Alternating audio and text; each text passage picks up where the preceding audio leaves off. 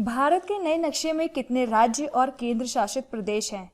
भारत का राष्ट्रीय गान और गीत की रचना किसने और कब की? भारत का राष्ट्रीय जीव कौन सा है? हिंदी राष्ट्रभाषा है या राजभाषा? ऐसे ही कुछ महत्वपूर्ण प्रश्नों के उत्तर और उनके पीछे जुड़े हुए फैक्ट्स को हम जानेंगे आज की इस वीडियो में। तो चलिए सबसे पहले हम देखते हैं कि जो भारत है, अगर एरिया वाइज हम देखें तो उसकी वर्ल्ड में क्या स्थिति है। तो भारत हमारे विश्व का सेवेंथ लार्जेस्ट कंट्री है। तो जब भारत सातवां है तो हमें ये भी जानना चाहिए कि इससे बड़े बाकी के 6 और देश कौन से हैं। तो नंबर 1 पे है हमारा रशिया। हो सकता है आपको स्लाइड में नहीं दिख रहा हो तो मैं यहाँ पर लिख भी रही हूँ। तो सबसे बड़ा देश जो है विश्व का हमारा वो है रशिया। उसके बाद नंबर 2 पे जो हमारा देश आता है वो है कनाडा, नंबर 3 पे है यूएस और नंबर 4 पे है चाइना। ठीक है, तो ये कम से कम 4 देश आपको लाइन से याद होने ही चाहिए कि प्रथम 4 बड़े देश कौन से हैं विश्व के। ठीक है, इसके बाद अगर हम नंबर 5 की बात करें तो वो है ब्राज़ील और नंबर 6 पे है ऑस्ट्रेलिया और नंबर 7 पे है हमारा देश भारत। ठीक है, इसके बाद अगर हम भारत की बात करें पॉपुलेशन यानी कि जनसंख्या के आधार पर भारत की कौन सी स्थिति है। जनसंख्या के आधार पर भारत की विश्व में दूसरा स्थान है। और सबसे पहले कौन है? सभी को पता होगा, सबसे पहले हमारा विश्व में है चाइना। चाइना के बाद नंबर 2 पर हमारा रखता है भारत स्थान। लेकिन नंबर 3 पर कौन है? नंबर 3 पे है यूएस और नंबर 4 पे है इंडोनेशिया। तो ये भी आपको जो प्रथम 4 देशों की जो स्थितियां हैं जनसंख्या के आधार पर वो भी पता होनी चाहिए। इसके अलावा भारत जो है वो हमारा विश्व का सबसे बड़ी डेमोक्रेसी है। ठीक है, अगर आपसे कोई पूछता है विश्व का सबसे बड़ा गणतंत्र कौन है तो वो है हमारा देश भारत। इसके अलावा अगर ये भी एक प्रश्न उठता है, ये भी कोई आपसे पूछ सकता है एग्जाम में कि विश्व की सबसे पुरानी जो गणतंत्र है डेमोक्रेटिक कंट्री है वो कौन सी है, तो वो है आपकी यूएस, जो कि 1788 में ही डेमोक्रेटिक कंट्री के तौर पर काम करने लगा था। तो ये चीजें आपको पता होनी चाहिए।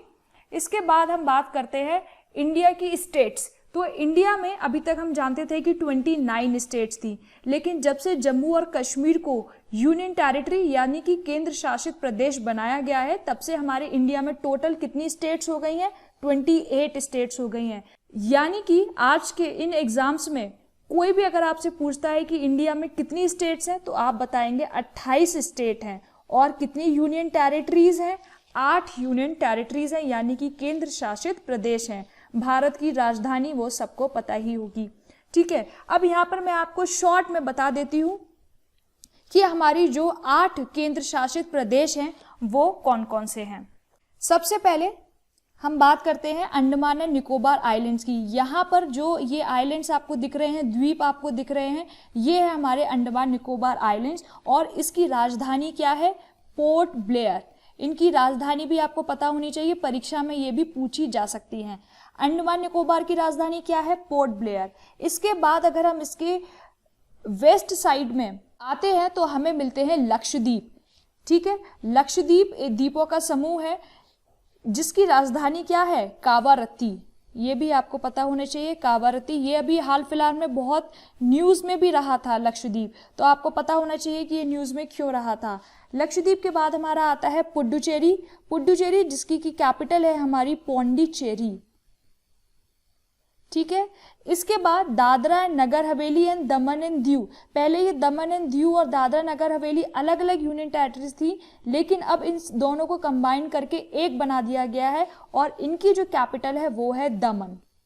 ठीक है, इसके अलावा दिल्ली हमारी नेशनल कैपिटल टेरिटरी है, नेशनल यूनियन टेरिटरी है। इसके बाद चंडीगढ़, चंडीगढ़ की कैपिटल भी अभी चंडीगढ़ है।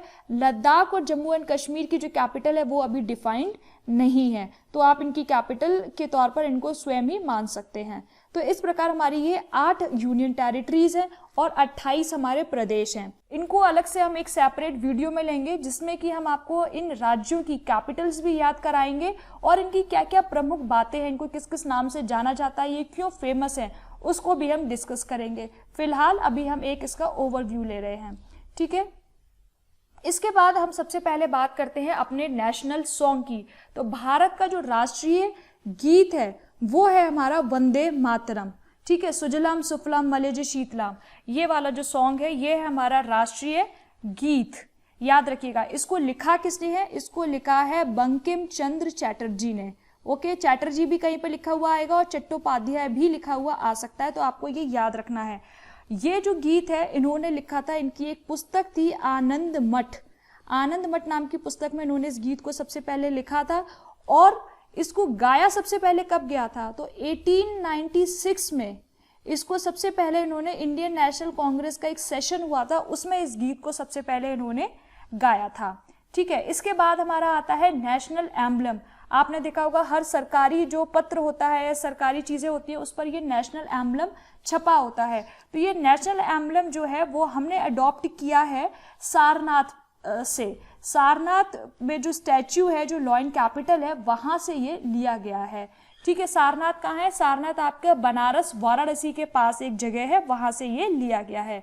और इसके नीचे यहाँ पर लिखा रहता है सत्यमेव जयते, ठीक है, सत्य की ही हमेशा जीत होती है। तो ये प्रश्न पूछा जाता है कि सत्यमेव जयते कहाँ से लिया गया है, तो आपको पता होना चाहिए कि ये मंडूका उपनिषद से ये हमने जो वाक्य है वो उठाया है, ठीक है। इसको हमने अडॉप्ट कब किया था, कब से हमने माना कि हम इसको नेशनल एम्बलम के तौर पर मानेंगे? तो वो है हमारा 26 जनवरी 1950, यानी कि जब से हमने संविधान को लागू किया है पूरे देश में, तभी से हमने इसको भी अपना नेशनल एम्बलम के तौर पर माना है, ठीक है। इसके बाद हम बात करते हैं नेशनल एंथम, जिसको सबको पता है कि नेशनल एंथम रविंद्रनाथ टैगोर ने लिखा है, लेकिन ये सबसे पहले गाया कब गया था ये भी आपको याद रखना है। सबसे पहले ये गाया गया था 1911 में, ठीक है। 1896 में आपका गाया गया था नेशनल सॉन्ग, और 1911 में आपका गाया गया था नेशनल एंथम यानी कि जनगण मन, और लिखा था इसको रविंद्रनाथ टैगोर ने। और इसमें 5 स्टैंजास थे, लेकिन उस 5 स्टैंजा में से हमने केवल फर्स्ट जो स्टैंजा है वो लिया है। और नेशनल एंथम को गाने में हमें लगते हैं 52 सेकेंड। तो ये भी आपसे कभी प्रश्न पूछा जा सकता है कि नेशनल एंथम को गाने में कितना समय लगता है, ठीक है। इसके बाद हम बात करते हैं नेशनल कैलेंडर सक एरा। तो भारतीय जो देश है, भारत देश में कौन से कैलेंडर को एक राष्ट्रीय कैलेंडर के तौर पर माना गया है? तो वो है हमारा सक एरा का जो कैलेंडर है, जिसका कि प्रथम जो माह है उसको हम बोलते हैं चैत्र।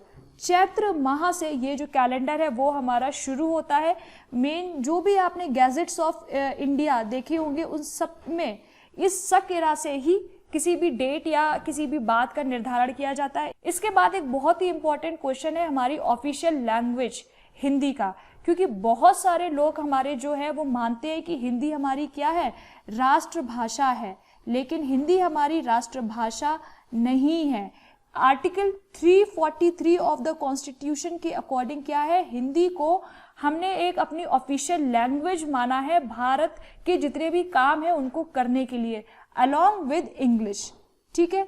तो इंग्लिश और हिंदी को हमने अपनी ऑफिशियल लैंग्वेज का दर्जा दिया है, हिंदी को हमने अपनी नेशनल लैंग्वेज का दर्जा नहीं दिया है। तो हमारी कोई भी राष्ट्रीय भाषा नहीं है, ये आपको याद रखना है।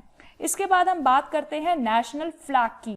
तो नेशनल फ्लैग को हमने कब अडॉप्ट किया था, ये प्रश्न बहुत इंपॉर्टेंट है, बहुत परीक्षाओं में पूछा जाता है। तो 22 जुलाई 1947 में हमने आज़ादी से पूर्व ही इस नेशनल फ्लैग को हमने अडॉप्ट कर लिया था कि हमारा नेशनल फ्लैग ये होगा।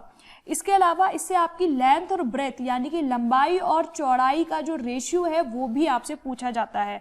तो लंबाई और चौड़ाई का रेशियो आपको याद रखना है कि 2:3, ठीक है। ये इसका लंबाई और चौड़ाई का रेशियो है। आपको दिख रहा है लंबाई कम है तो वो 2 होगी और चौड़ाई ज्यादा है तो वो 3 होगी।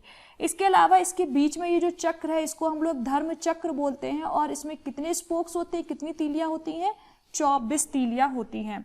और इसके अलावा नेशनल फ्लैग के लिए एक कोड ऑफ कंडक्ट है। तो वो जो फ्लैग कोड ऑफ इंडिया है वो कब लिया गया था, 2002 में, ठीक है। तो जो आपका फ्लैग कोड है वो भी आपको याद रखना है कि कब हमने लिया था। इसके बाद अगर हम बात करें भारत की राष्ट्रीय पक्षी की, तो वो सबको पता है कि वो कौन है, पीकॉक है। पीकॉक यानी कि मोर, जिसका कि साइंटिफिक नेम भी आपसे कभी पूछा जा सकता है, तो आपको इसका साइंटिफिक नेम भी याद रखना है, दैट इज पैवो क्रिस्टैलिस। ठीक है, इसके बाद आती है हमारी राष्ट्रीय नदी। राष्ट्रीय नदी का जो दर्जा दिया गया है वो दिया गया है गंगा को। इसके बाद हम देखें नेशनल डेज, राष्ट्रीय दिवस। बहुत सारे लोग इस चीज में भी कंफ्यूज रहते हैं, लेकिन हमारे सिर्फ 3 राष्ट्रीय दिवस हैं।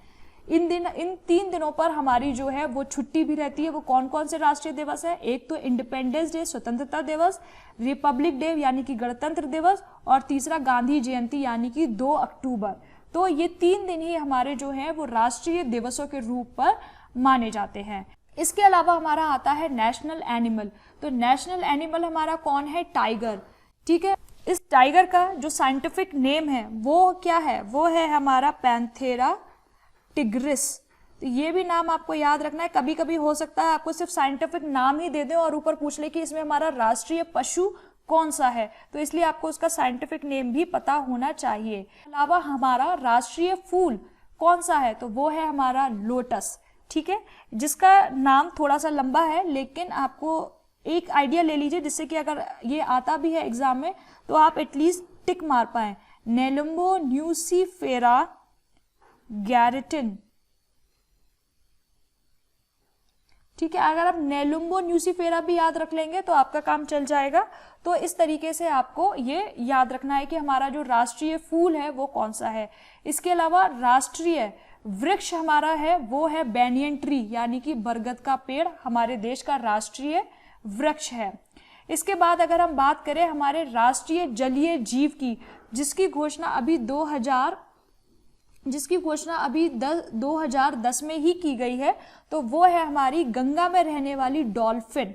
इसको माना गया है कि ये हमारी राष्ट्रीय जलीय जीव है और ये हमेशा शुद्ध और मीठे पानी में ही रहती है, इसीलिए ये मोस्टली गंगा में ही पाई जाती है। और ये अभी जो इसका एग्जिस्टेंस है वो डेंजर्ड है, मतलब कि इसकी बहुत ही कम मात्रा जो है वो बची है। उसी चीज़ के लिए, इसको बढ़ावा देने के लिए इसको जो है राष्ट्रीय जलीय जीव के तौर पर घोषित किया गया है।